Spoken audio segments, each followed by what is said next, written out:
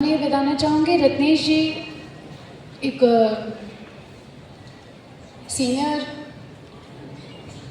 Senior core leader थे, sapphire के pin पे थे। और मैं क्योंकि इस बिज़नेस की अब नेक्स्ट जनरेशन हूँ और रत्नेश जी के बाद में मुझे ये पिन ट्रांसफ़र की गई।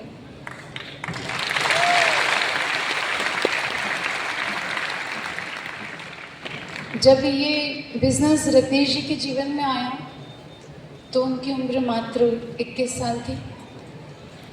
एक 21 साल के युवा ने इस चीज़ को निर्धारित किया कि किस तरह उन्हें अपने जीवन को बदलना है, और उसका सबसे बड़ा शायद कारण ये था कि पारिवारिक जो इनकम थी उस समय मात्र 7,000 रुपये थी।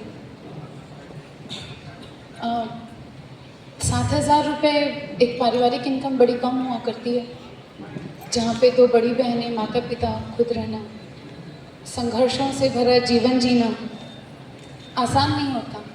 तभी शायद इतना मुश्किल काम रत्नेश जी कर पाए थे कि मात्र 21 साल की उम्र में वो ये निर्धारित कर चुके थे कि उन्हें ये बिज़नेस करना, और इतनी शिद्दत से उन्होंने किया था। मात्र 3 महीने में रॉयल्टी थे, 10 महीने में टेक्निकल थे और 5 साल में स्टार रूबी पर थे। जितना प्राउड आप सबको ये सुनकर होता है, उससे कहीं ज़्यादा प्राउड मुझे बोलने में होता है कि उन्होंने ये सब अचीव किया इतनी कम उम्र में। कितने सिंसियर और कितनी डेडिकेशन के साथ उन्होंने काम किया होगा। कभी मैं सोचती हूँ तो लगता है इससे ज़्यादा मुश्किल और कोई काम नहीं था कि एक युवा जो इस चीज़ में अपना जीवन बिता सकते थे कि मेरी खेलने खाने की उम्र है, मैं भी बाकी युवाओं की तरह मौज मस्ती में अपना जीवन निकाल सकता हूँ।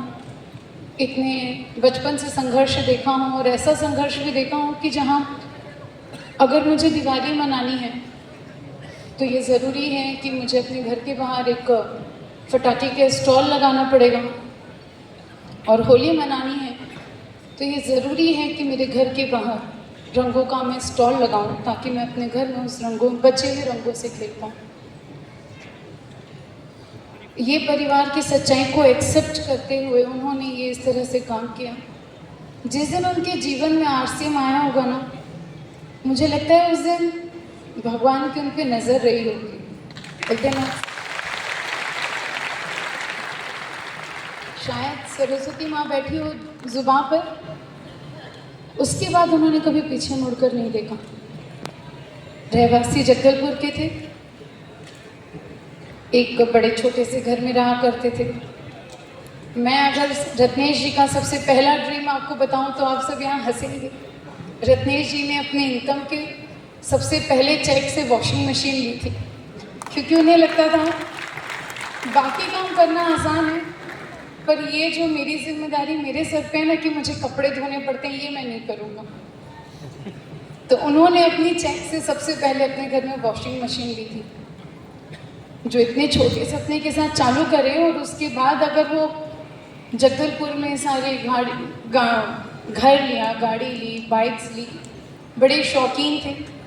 हर बार कुछ न कुछ चलता रहता था, क्योंकि दिमाग में सब करने के वहाँ ले लेने के बाद दिमाग में फिर खुरापात आई कि चलो थोड़ी सी उड़ान और भरी जाए। जगदलपुर में तो सब हो ही गया, अपने आप रायपुर में मैं आगे बढ़ूँ। उन्होंने 2007-8 में रायपुर शिफ्ट हो गए थे, और 2009 में हमारी शादी हुई थी। सितंबर 2009 में ही रत्नेश जी का सफ़ायर लेवल आ चुका था। वाव! आप सबको लग रहा होगा इतनी सारी कहानियों का कारण क्या। सिर्फ आपको ये बताना चाहती हूँ कि एक रीजन था और एक विज़न था कि जो परिवार में सिक्योरिटी नहीं थी, जो परेशानियाँ थी, वो मेरी आगे आने वाली पीढ़ियों तक नहीं जानी चाहिए। जो जीवन मैंने जिया है वो मेरे बच्चे नहीं जिएंगे। इससे ज़्यादा प्राउड की बात ना एक लड़की के लिए कुछ नहीं हो सकती कि आपने एक ऐसे लड़के से शादी की है जो सेल्फ मेड है, जिसने कभी किसी की सहायता नहीं ली अपने किसी भी जीवन में आगे बढ़ने के लिए या अपने जीवन में कुछ पाने के लिए। हम सिक्योरिटी की बात करते हैं, पिक्चर परफेक्ट बोलते हैं ना लाइफ, मैं उस लाइफ को जी रही हूँ। पिक्चर परफेक्ट लाइफ ये होती है ना, जब आजकल जो हम इंस्टाग्राम में देखते हैं, लोग 2-3 मिनट के लिए खुश होकर फ़ोटो खिंचा लिया करते हैं, बाद में बैक टू लाइफ होते हैं। पर हमारी लाइफ में ऐसा नहीं था। पिक्चर परफेक्ट नहीं थी, लाइफ भी परफेक्ट थी दिसंबर 2023 के पहले तक।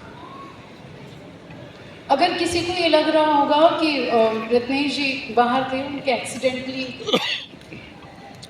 हमारे साथ ही मिसहैपनिंग हुई है और उसमें उनका कोई दोष नहीं था, सिर्फ कार से उतर के कुछ चंद कदम आगे बढ़े थे।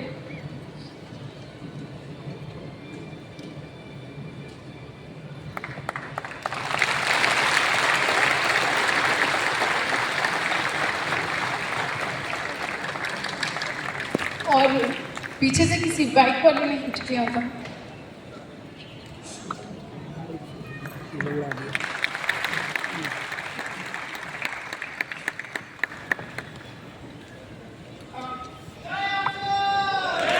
जय आरसीएम। ये जो शब्द हम बोलते हैं ना, जय आरसीएम, शुरू में जब मैं इस परिवार में आई तो मुझे समझ नहीं आता था ये शब्द क्यों लोग इतने बावले हुए करते हैं। रत्नेश जी से बावला मुझे दुनिया में कोई नहीं लगता था, जो आरसीएम खाए पिए सोए जागे, और कोई दिखता नहीं था मुझे कि इसके अलावा कुछ करते हैं जीवन में। और आज मुझे लगता है अगर ये नहीं किया होता तो मेरा जीवन क्या होता।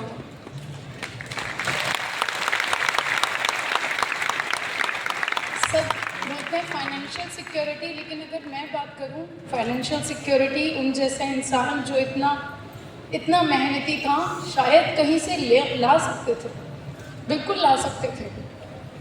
उसके बाद ये मेंटल सिक्योरिटी मुझे मिलती, ये इमोशनल सिक्योरिटी मिलती जो आज मुझे मेरे पूरे आरसीएम परिवार में।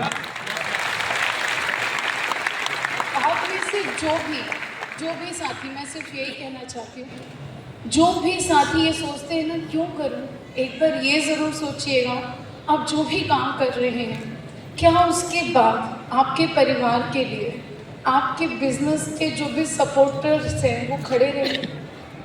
क्या उनमें से कोई भी ऐसा रहेगा जो उनके बिजनेस को देखने के लिए, उनके उस काम को देखने के लिए वहाँ खड़ा रहेगा?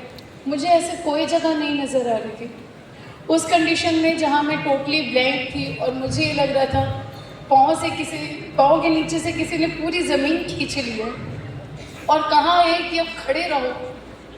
तो ये जो हिम्मत मुझे मिली है ना कि खड़े रहो, ये मेरे परिवार ने मुझे खड़ा रखा है। ये आरसीएम परिवार था जिन्होंने पूरे हर एक दिन मुझे सपोर्ट किया और मुझे कहते हुए कहीं कोई संकोच, कोई शर्मिंदगी नहीं है कि अगर मेरे सारे जो हमारे साथी थे अगर वो नहीं खड़े रहते तो शायद आज इतने लोगों के बीच खड़े होकर बोलने की मुझे हिम्मत भी नहीं रहती। ये हिम्मत आती है आरसीएम से। बहुत बहुत शुक्रिया, धन्यवाद पूरे परिवार का। और बहुत तहे दिल से एक ही इच्छा है कि जो भी लोग, पूरे दिल से मेरी यही इच्छा है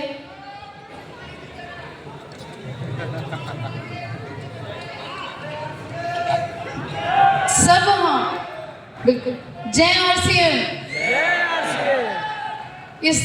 इस शब्द को हमें ना सिर्फ बोलना है बल्कि हर एक के दिल तक पहुंचाना है। धन्यवाद, थैंक यू।